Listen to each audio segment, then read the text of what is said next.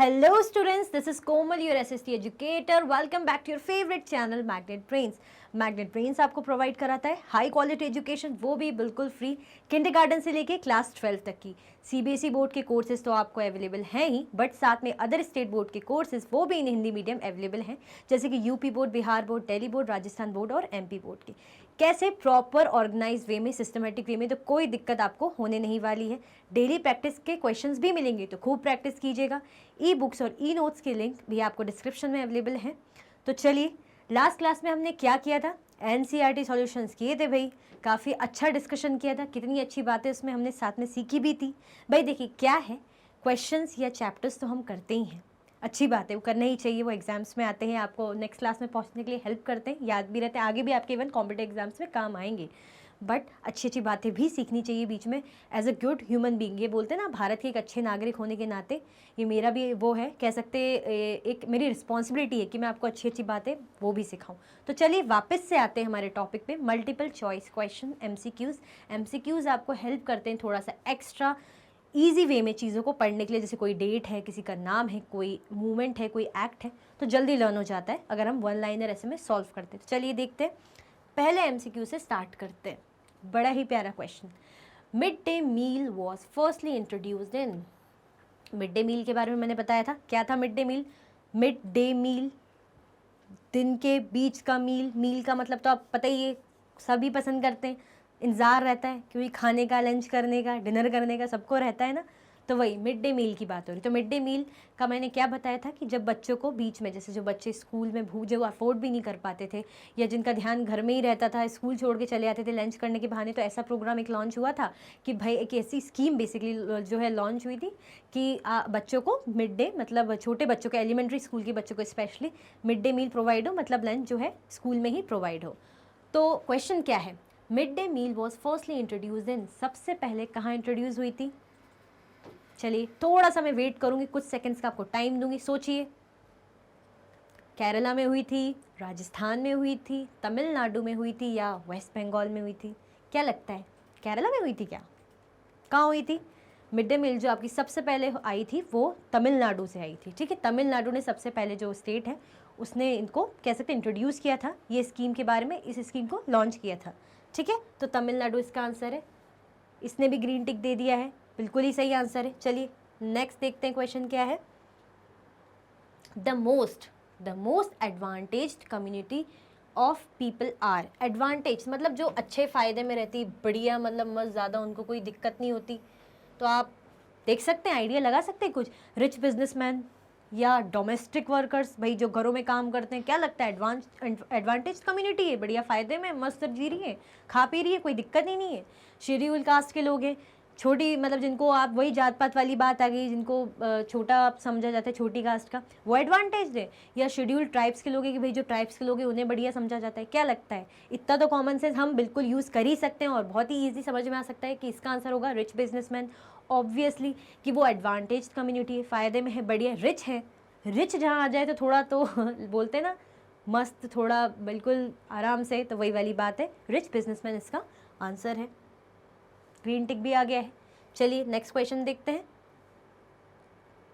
When persons are treated unequally, बड़ी ही दुख वाली बात लगती है कि इतने अच्छे लॉज हैं, डेमोक्रेटिक कंट्री है, बट फिर भी जब अनइक्वली ट्रीट किया जाता है, उन्हें एक समान ट्रीट नहीं किया जाता, तो भाई क्या होता है ऐसे में।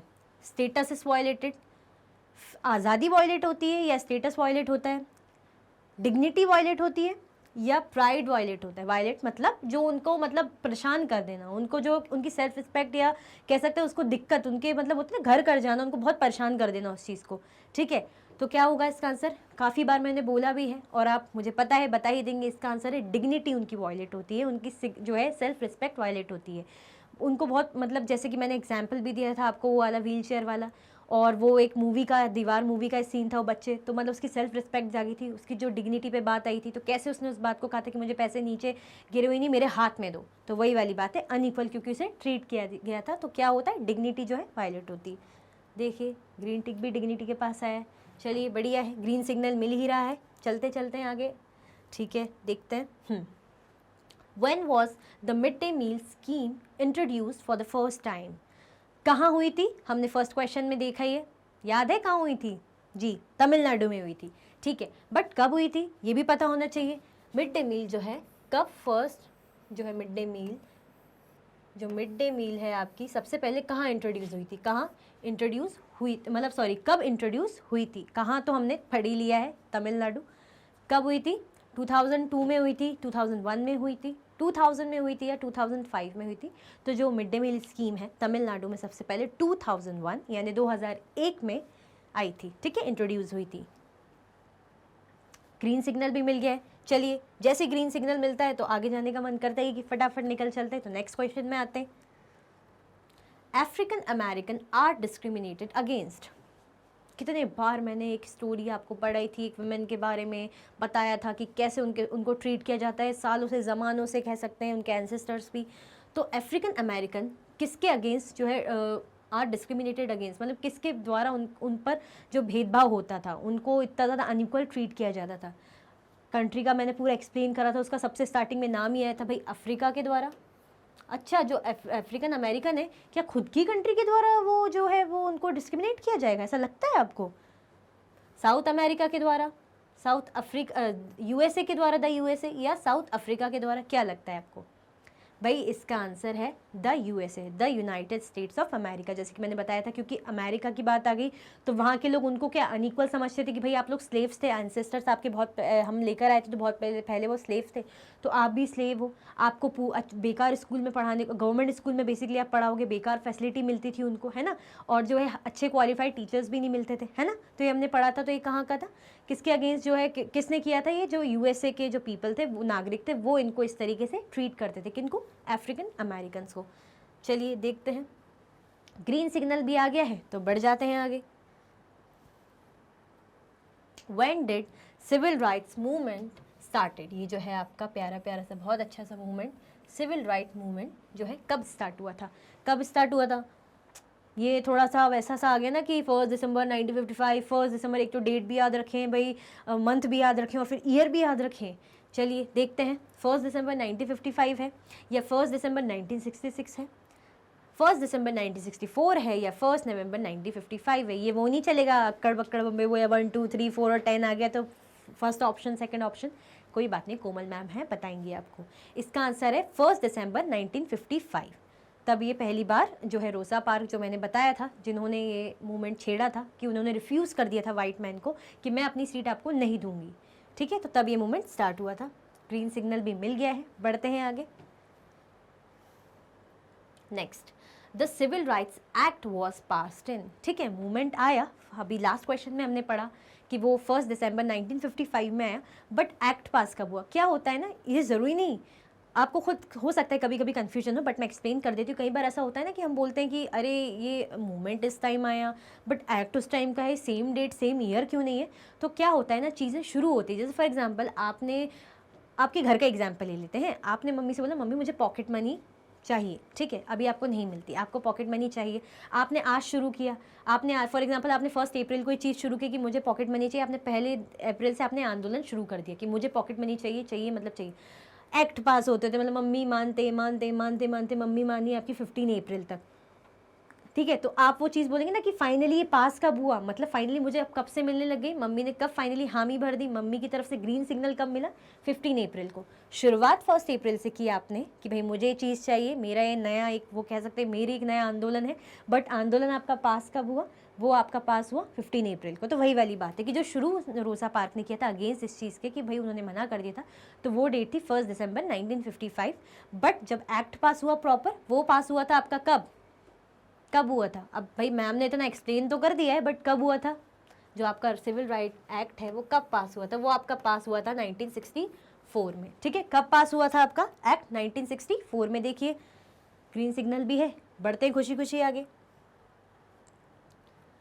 Which of the following is the most essential aspect of all democracies? मतलब भाई most essential पूछा है, मोस्ट एसेंशियल आपको लगता है? Universal adult franchise, freedom of association, right to free education, total ban on child labour. इसमें से हमें पूछा है मोस्ट, बहुत ज़्यादा, ऐसा नहीं कि सारे नहीं, जैसे ठीक है भाई चाइल्ड लेबर अगर हटाना है, टोटली बैन करना है तो इट्स गुड, इट्स नाइस, ये होना ही चाहिए। छोटे बच्चे हैं वो उनको पढ़ाई करेंगे या चाइल्ड लेबरिंग करेंगे या काम मजदूरों वाला काम करेंगे। राइट टू फ्री एजुकेशन बहुत अच्छी बात है भाई, फ्री एजुकेशन देना चाहिए जो अफोर्ड नहीं कर सकते, ठीक है, तो ये भी ठीक है। फ्रीडम ऑफ एसोसिएशन, एसोसिएशन मतलब थोड़ा बहुत जो आप जो भी काम करते हैं उसके लिए आपको फ्रीडम मिलना, ठीक है। और एक है यूनिवर्सल एडल्ट फ्रेंचाइज, जो कि मैंने आपको एक्सप्लेन किया था कि सबको मतदान करने का अधिकार है, 18 जो 18 साल या 18 से अबव के उनको वोट करने का पूरा हक है, irrespective of their caste, race, religion, ठीक है, सेक्स। तो हम ये नहीं देखेंगे, बट इसमें से मोस्ट सूटेबल कौन है, जो मोस्ट कहते हैं ना कि ऑप्शंस रख देते हैं तो बोलते हैं इसमें से बेस्टेस्ट, तो वो है यूनिवर्सल एडल्ट फ्रेंचाइज, क्योंकि भाई इसमें आता है इक्वली ट्रीट करने का अधिकार। हम ये नहीं देखेंगे गरीब है या अमीर है, हम सबको इक्वल ट्रीट करके उनको अधिकार देंगे कि आप वोट दीजिए, क्योंकि सरकार आपसे है और सरकार आपके लिए ही है, ठीक है। तो इसका आंसर है फर्स्ट, यूनिवर्सल एडल्ट फ्रेंचाइज। चलिए नेक्स्ट क्वेश्चन में चलते हैं। One of the most common forms of inequality in India is, ये भारत की बात आ गई, ये हमारे प्यारे प्यारे इंडिया की बात आ गई कि भाई इंडिया में सबसे कॉमन फॉर्म ऑफ इक्वालिटी क्या, इनइक्वालिटी क्या चलता है। सबसे कॉमन आपने सुना होगा, देखा होगा, इतना तो आइडिया आपको होगा, सिंगल सिटीजनशिप का चलता है, जो है सिंगल सिटीजनशिप, या रिजर्वेशन का चलता है, कास्ट सिस्टम का चलता है, या कोई भी नहीं। भाई कहीं भी कोई भी नहीं होता तो बात ही क्या थी भाई, 0% चीज़ें दिक्कत दे रही है, इनइक्वालिटी नहीं है, प्रॉब्लम्स नहीं है बेसिकली, तो ये तो अच्छी बात है। बट है वही पूछा है कि बट सबसे कॉमन जो देखते हैं आप, सबसे कॉमन आप क्या देखते हैं भैया, आप रिलीजन, कास्ट, यही सब देखते हैं ना, कि वो उस कास्ट का है, वो दूसरी जात पात का है, दूसरे धर्म का है। अब ये प्रॉब्लम आपने काफ़ी ज़्यादा देखी होगी, तो इसमें सबसे ज़्यादा कॉमन जो कह सकते हैं, बहुत ही कॉमन इंडिया में जो इनइक्वालिटी का फॉर्म है, जो प्रॉब्लम क्रिएट करता है, वन ऑफ द मोस्ट, वो है कास्ट सिस्टम, ठीक है। ग्रीन सिग्नल भी मिल गया है, खुशी खुशी आगे बढ़ते हैं।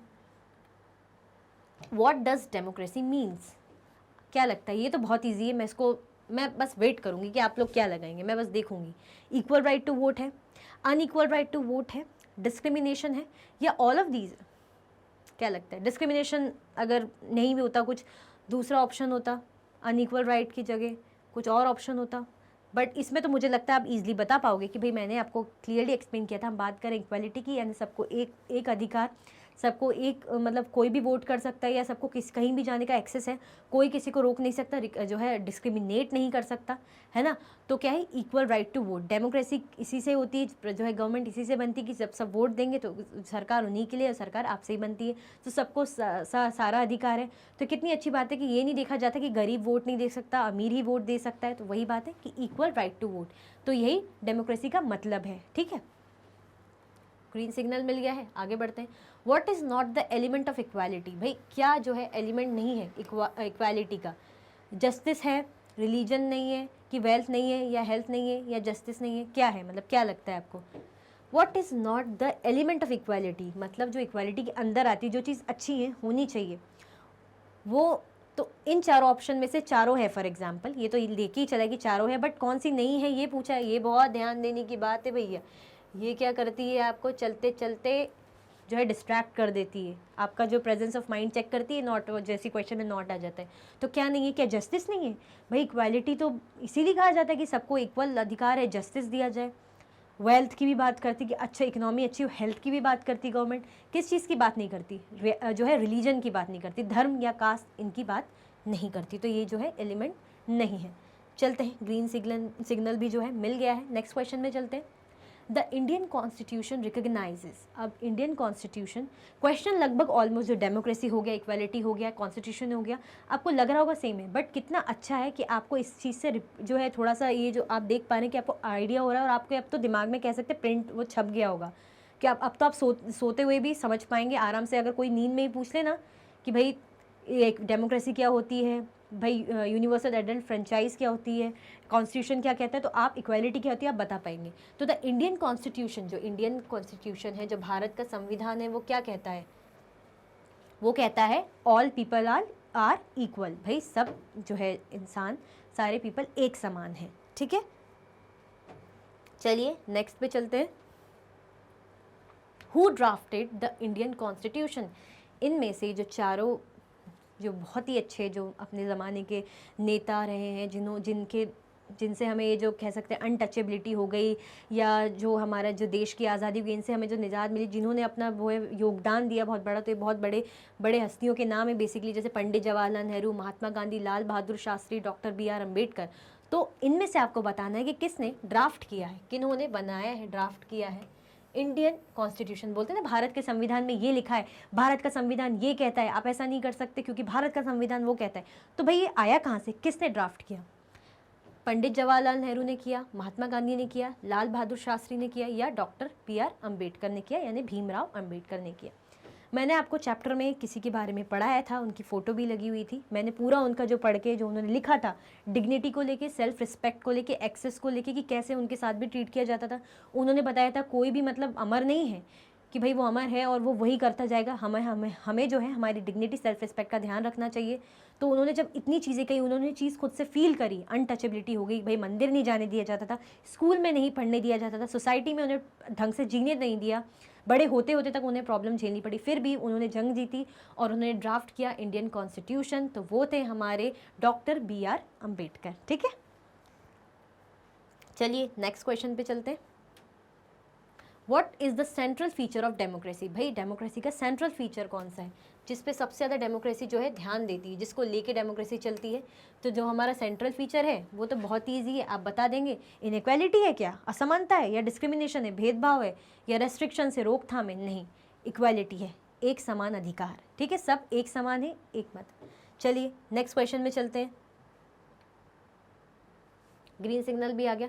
Who started civil rights movement? अरे ये तो बिल्कुल देख के ही आपको याद आ जाएगा। सिविल राइट्स मूवमेंट जो है किसने स्टार्ट करा था? रोजमेरी ने किया था। कितना अच्छा नाम, मतलब लगभग ऑलमोस्ट सेम ही कर दिया ना, रोजमेरी। हमने तो पढ़ा था किसके बारे में पढ़ा था? अच्छा बताओ, हमने क्या अनुक सेन के बारे में पढ़ा था, नेल्सन मंडेला उनके बारे में पढ़ा था, या रोज़ा पार्क्स के बारे में पढ़ा था? हमने पढ़ा था किसने स्टार्ट करा था, जो ऑलरेडी थकी हारी काम से आ रही थी, अफ्रीकन अमेरिकन लेडी थी, जिन्होंने वाइट मैन को अपनी सीट देने से मना कर दिया था, और एक मूवमेंट स्टार्ट हुआ था सिविल राइट्स मूवमेंट, वो किया था रोज़ा पार्क ने। ठीक है, तो आपका आंसर है रोज़ा पार्क। पर ये जो रोज़ मैरी दिया है तो थोड़ा सा कंफ्यूज करने से दिया, हो सकता है जिसने जब ध्यान नहीं दिया होगा ना, तो हो सकता है रोज़ मैरी भी लगा दी कि कुछ कुछ रोज़ से रिलेटेड था, बट वो है रोज़ा पार्क। ठीक है, चलिए। Where has the mid day meal scheme being started? ये जो मिड डे मील स्कीम है, ठीक है, हमने देखा 2001 में स्टार्ट हुई, तमिलनाडु ने लॉन्च करी। क्या होती, किस लिए होती कि भाई बच्चों को लंच में मतलब मील मिले स्कूल में ही, तो उन्हें मतलब वो उन्हें भूख ना लगे, उनका माइंड डिस्ट्रैक्टेड ना रहे पढ़ाई के टाइम, या वो बहाने से घर ना चले जाए फिर वापस स्कूल पढ़ने ही ना आए। चलिए ये सब तो ठीक है, बट इसमें पूछा क्या है कि स्टार्ट कहाँ हुई? गवर्नमेंट ऑफिस में स्टार्ट हुई थी। भाई जो हम तो एलिमेंट्री कुछ याद आ रहे हैं, छोटे बच्चे गवर्नमेंट ऑफिस में जाके क्या नौकरी करने लगेंगे, गवर्नमेंट जॉब मिल जाएगी उनको? क्या बात है, बहुत बढ़िया। या प्राइवेट स्कूल्स की बात है, पर प्राइवेट स्कूल्स का तो पता ही, थोड़ी फैसिलिटीज़ बढ़िया बेटर रहती है, और प्राइवेट स्कूल्स में जो पढ़ रहे हैं यानी अफोर्ड कर सकते हैं, उनके पास पैसा है, तो भूखे क्यों रहेंगे भाई, उनको क्यों लंच कराएंगे? ठीक है, इनकम टैक्स डिपार्टमेंट, वाह क्या बात है, या इनकम टैक्स डिपार्टमेंट? नहीं, कोई सेंस ही नहीं बनता, सीधा साधा आंसर है in government schools. Government school की बात है, जो गवर्नमेंट स्कूल्स का वही रहता है कि जहाँ जो बच्चे गांव के या जो मजदूरों के बच्चे हैं छोटे, जो अफोर्ड नहीं कर सकते, वो भूखे पेट आते थे, घर चले आते थे खाने के बहाने से, ठीक है, या दोबारा स्कूल ही नहीं आ रहे, या उनका ध्यान पढ़ाई से हट के मतलब भूख लग रही, वो नहीं अफोर्ड कर पा रहे लंच भी, तो इसीलिए जो mid day meal scheme start करी थी तमिलनाडु ने 2001 में। तो ये कहाँ स्टार्ट हुई थी? हमारी गवर्नमेंट स्कूल्स में, क्योंकि बात ही एलिमेंट्री स्कूल्स के बच्चों की थी, यानी छोटे बच्चों की, तो यानी बात स्कूल की आ गई, गवर्नमेंट स्कूल की। ठीक है, ग्रीन सिग्नल भी मिल गया, और क्या चाहिए? चलिए देखते हैं आगे। अरे वाह, एमसीक्यूज तो एंड हो गए, बट हमें जानकारी कितनी अच्छी अच्छी मिली। इसी के साथ आपका जो एमसीक्यू का पोर्शन है वो एंड होता है, और आपको समझ में आया होगा कि कैसे कैसे रिलेट करते हुए चलना है। हमने सॉल्यूशन एनसीईआरटी सॉल्यूशंस की, फिर एमसीक्यूज की प्रैक्टिस की, फिर अगली क्लास में मैं आपके लिए मोस्ट इंपॉर्टेंट या शॉर्ट या लॉन्ग में क्वेश्चंस आंसर्स लेकर आऊँगी, ताकि एक आइडिया हो जाए कि चैप्टर तो ऑब्वियसली पूरा ही इंपॉर्टेंट है, बट उसमें से जो ज़्यादा अच्छा, ज़्यादा बेटर हो सकता है, जो आपके लिए ज़्यादा इंपॉर्टेंट है कम टाइम में पढ़ने के लिए, नेक्स्ट क्लास में देखते हैं। इसी के साथ ये वीडियो एंड होता है। अगर आप और भी वीडियो के लेक्चर्स देखना चाहते हैं तो यूट्यूब चैनल पे जाके आप चेक कर सकते हैं, मैग्नेट ब्रेन्स की एक्सेस कर सकते हैं वीडियोस, एप्लीकेशन पर भी देख सकते हैं, वेबसाइट पर भी देख सकते हैं। ई नोट्स और ई बुक्स की लिंक तो आपको डिस्क्रिप्शन बॉक्स में दे ही दी जाती है, ठीक है। ये हाई क्वालिटी के एजुकेशनली जो है आपके टॉप कोर्सेज हैं, 100% फ्री है, जैसे कि सीबीएसई बोर्ड के courses, Delhi board, Bihar board, UP board, MP board और राजस्थान बोर्ड। वैदिक मैथ्स का क्रैश कोर्स और स्पोकन इंग्लिश का कोर्सेज भी आपको अवेलेबल हैं। और हिंदी मीडियम चैनल जो है मैग्नेट ब्रेन्स का, उसको भी जाइए सब्सक्राइब कीजिए, बहुत अच्छी अच्छी इसमें वीडियोज़ रहती है, आपको काफ़ी कुछ नॉलेज मिलेगा और अच्छे अच्छे कोर्सेज हैं, सब्जेक्ट टीचर्स हैं। फॉलो करना आप हमको तो बिल्कुल भी ना भूलिए। और फॉलो कहाँ कर सकते हैं आप? फेसबुक पे भी कर सकते हैं, इंस्टाग्राम पे भी कर सकते हैं, एक्स पर, टेलीग्राम और व्हाट्सएप पर भी। लाइक करना बिल्कुल ना भूलें, ज़्यादा से ज़्यादा लाइक करें। देखिए मैं कितने शॉर्ट प्यारे प्यारे आपके लिए एमसीक्यूज़ लाई, तो आपको जल्दी जल्दी याद हो गया और अच्छे से। और शेयर तो बिल्कुल भी करना ना भूलें, ज़्यादा से ज़्यादा शेयर करिए भाई, ताकि आपके जो फ्रेंड्स को पता चले कि देखिए मैम ने कितने शॉर्ट में जो है 1 लाइनर में आपको 1 वर्ड आंसर्स पढ़ाए हैं, एमसीक्यूज़ करवाएं, तो और अच्छे से हमें चीज़ें रिपीट हो गई, रिकॉल हो गई और याद हो गया है। और चैनल को सब्सक्राइब करना तो बिल्कुल भी ना भूलें। Thank you so much for watching.